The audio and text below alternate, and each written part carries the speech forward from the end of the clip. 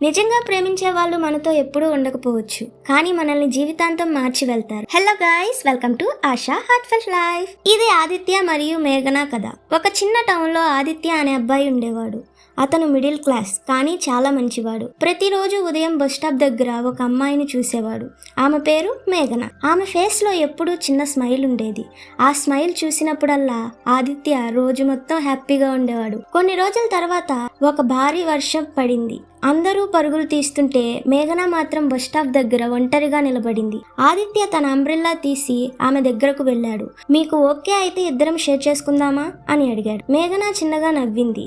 ఆ ఒక్క నవ్వుతోనే ఆదిత్య గుండె ఆమె దగ్గరే ఆగిపోయింది.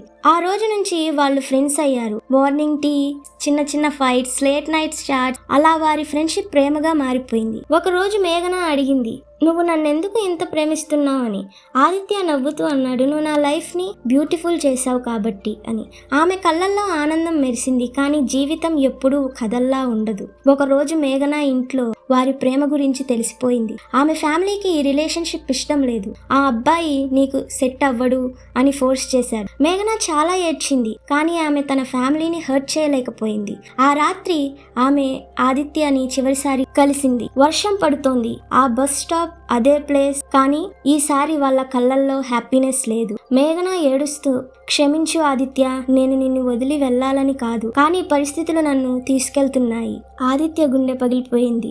అతను మెల్లగా నవ్వి ఇలా అన్నాడు, నిజంగా ప్రేమిస్తే వాళ్ళు హ్యాపీగా ఉండాలనే కోరుకుంటాం. నువ్వు ఎక్కడ ఉన్నా హ్యాపీగా ఉండు మేఘన. ఆ మాట విన్న తర్వాత మేఘన ఇంకా ఎక్కువగా ఏడ్చింది. కొన్ని సంవత్సరాల తర్వాత ఆదిత్య అదే బస్ స్టాప్ దగ్గరకు వెళ్ళాడు. అక్కడ ఇంకా వర్షం పడుతుంది. అతను చిన్నగా నవ్వుకున్నాడు. ఎందుకంటే మేఘన అతని జీవితంలో లేకపోయినా ఆమె ఇచ్చిన ప్రేమ మాత్రం అతని గుండెల్లో ఇంకా బ్రతికే ఉంది. కొన్ని ప్రేమలు కలిసి ఉండడానికి రావు, మనకి ప్రేమ విలువ నేర్పించడానికి వస్తాయి. నిజమైన ప్రేమ అంటే స్వార్థం కాదు, వాళ్ళ హ్యాపీగా ఉండాలని కోరుకోవడం. సో గాయ్స్, స్టోరీ నచ్చినట్టయితే లైక్ చేసి, షేర్ చేసి, కామెంట్ చేయండి. సబ్స్క్రైబ్ మాత్రం మర్చిపోకండి. Bye guys.